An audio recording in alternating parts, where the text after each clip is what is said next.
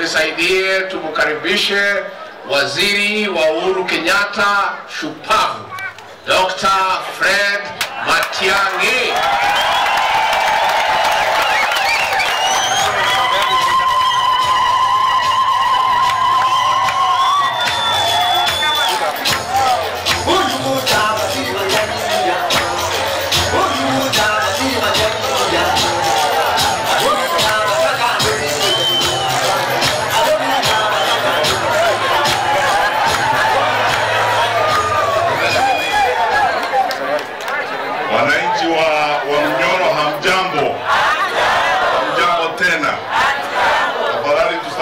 Hivi kwa hewa, asante sana.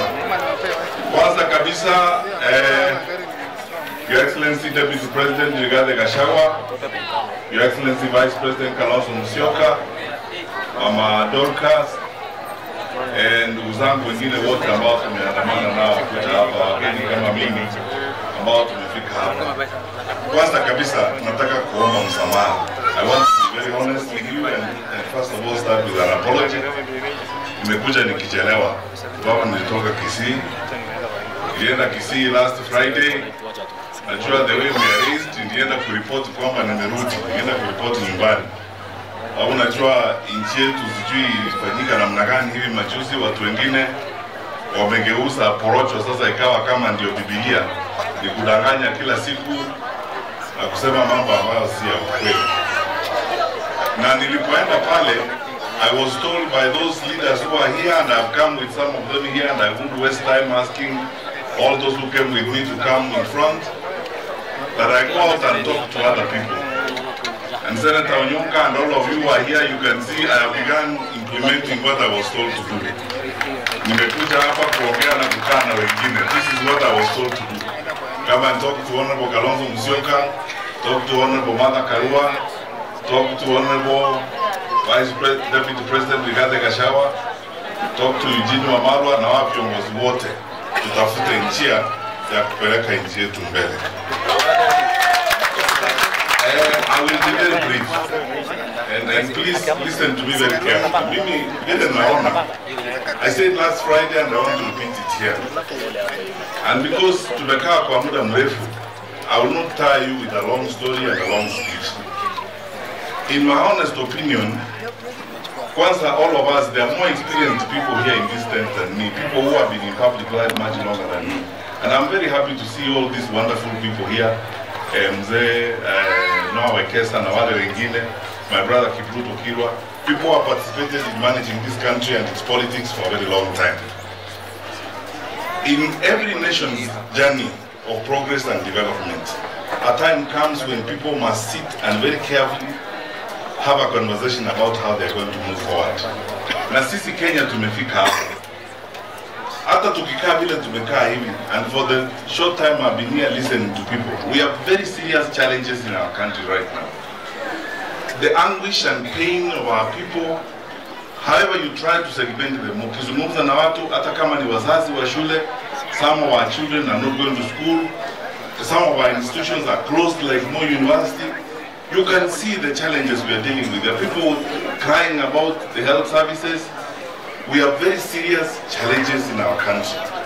This is a time for us to come together the way we have decided to come together and find a solution to the way we are going to move forward as a country. Na hii sio wakati wa mambo mingi, kuzungumza mambo mingi, kusumbuana, unaona watu wengine mambo matusi, story nyingine kuambiwa sisi hatuna sababu. I mean, we are not wasting time. Tunakaa hapa, you think these people don't have what to do? Mtu anatuambia hatuna sababu. I mean, we are not wasting time. We are here because we love our country and we are very surprised about what's going on in our country. Some of the challenges we face, mambo mengine ambayo tunaona, ni aibu hata uwezi kuzungumza, hata unashindwa kuyazungumzia. Mambo kama haya tumeongea hapa, nimesikia. Mimi unajua maisha yangu, I never knew in my life. Na sijui hii sasa hata tutaambia watoto namna gani. Eti unaweza kuchanganya mbolea, mchanga, maji ya punda na ndani na hiyo. Mambo ya aibu. Mimi ninawaambia ndugu zangu, I think I'll do only two things, 2 points only, alafu mimi nikae. Number one, I agree with everything that has been spoken here even before I arrived, because I trust all these wonderful people. And I confirm that we will be together and we'll walk this journey together. And anyone who's willing to bet their money on our differences, tutakuja kusambaratika mahali, don't put a big bet because you lose your money. We are not going to disagree. We will always agree and find a way. We will make the sacrifices that we have to make so that our country moves forward. But we understand that that is something that we must all do. There are people who have made bigger sacrifices for this country than ourselves. If we had time, I would tell you a conversation we had with Uhuru Kenyatta when he appointed us to the cabinet. Several of us that Uhuru appointed to the cabinet, you know, left international jobs, wengine tulitoka mahali kwingine, where we were earning more money than we were going to earn as ministers. Siku ingine tumeenda kwa Uhuru, wale ambao tulipoteza pesa, kwa sababu when we were hired, we thought we were going to be paid a lot of money. When I saw my letter of appointment, wakati nilipelekea bibi yangu barua ya appointment, aliniangalia akaniuliza, did you know this is what you are going to be paid? I said no. We took a pay cut. My colleague Cecily is here, Eugene and everybody. Sasa tukachukua siku moja one evening tukaenda kwa Uhuru. Kumuuliza sasa, boss, sasa hii tutaishi namna gani? And President Kenyatta told us something I have never forgotten and I will never forget. Akatupeleka round mzuri, alafu akatuambia, listen you people, this is called public service. You've come here to provide a service. Mimi sina madola hiyo mnalipo hapo uwalipa. Na kama mnataka kulipwa madola, let me be very honest with you. Mwende mtafute kazi zingine because I can't afford that. Na sitaki kurudi kwa sala Seremu SRC kumwambia aongeze mshahara kwa sababu akiwaongezea wajumbe watataka kuongezewa na kila mtu atataka kuongezewa. So sit down, let us have our country with commitment. Alafu akatuambia kitu moja. Finally, before you leave, let me tell you one thing. Kuna watu ambao walipigania uhuru wa nchi hii. Some of them are not alive. Their bones are in the graves of this country somewhere. Hawa watu nani na walipa madola? Na wao ndio walitufanya sisi tukapata uhuru. So from there we were challenged that, you know, for our country to move forward, wananchi, lazima tujitolee sisi wote. And if the sacrifices we are going to make, some of us, is to either defer ambitions or find a way of working with each other, it is worth it and we will do it so that we move our country forward. Na nyinyi wenyewe pia, tafadhali wananchi, tukianza kuzungumza vile tunazungumza, muzingiwe na hizi porocho za huku kuambiwa, oh, huyu ameenda hivi, huyu anafanya hivi namna hii. Tuko tayari. Kazi ya kuongoza nchi na kazi ya kuendesha nchi sio kazi ngumu. Watu wengine walikuwa wananiuliza eti wewe tunataka urudi kwa public life. Are you serious? Nikasema there's no time in my life I've never been serious. Because wakati nilikuwa Minister for Education, mimi kazi sio shida kwangu, na kwanza kazi ikitajwa mimi nachangamka sana. Nilikuwa hapa nafungua container ya mtihani saa 9 usiku. Napiga shule 15 hapa, naanzia Mugwaini kule, kisha katimu Ngandu Girls, naenda kumalizia pande ile ya Nyeri huko juu. And I was all over the place. The following day I would be in Kambiamoto, opening containers at 3 AM in the morning, kupigana na wakora wa kusumbua watoto wetu kwa shule. Sasa mimi niko tayari kupigana na watu kama hao, ndio kazi yangu. Mimi niko tayari.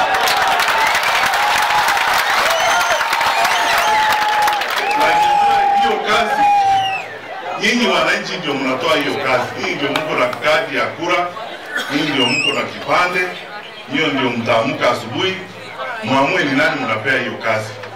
Sisi wakati ukifika, ninawaahidi mkitupea hiyo kazi, mtaona vile nchi itaenda.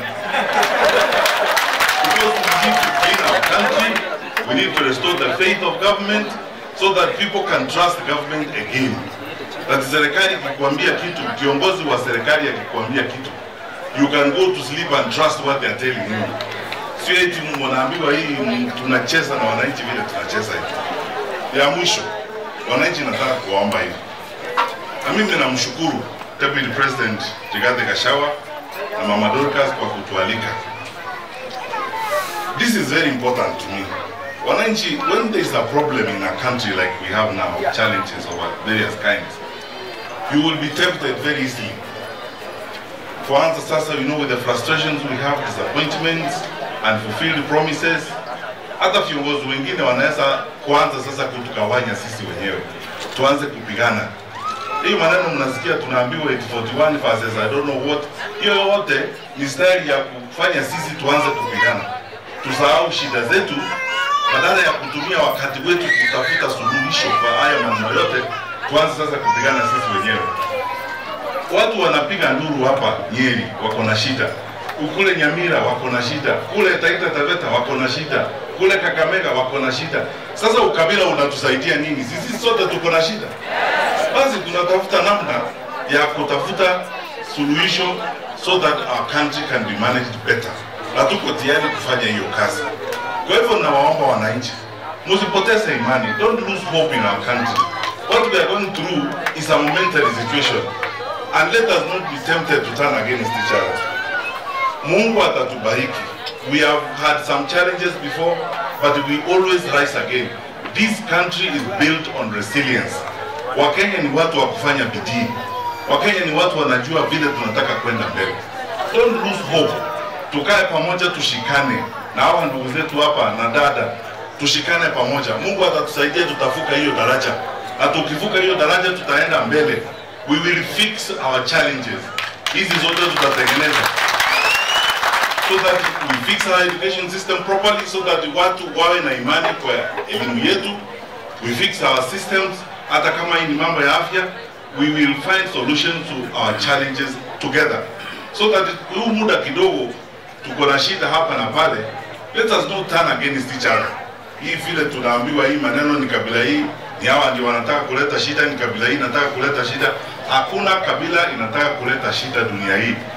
Makabila ni mawili. Wale sisi ambao tunataka maendeleo kwenda mbele, na kabila ingine ya wale ambao hawataki maendeleo wanatusumbua. Na mimi nafikiri sisi sote tuko kwa kabila moja ile ambayo inataka tuendelee mbele vizuri. Ama namna gani? Mungu na wabariki wananchi and God bless.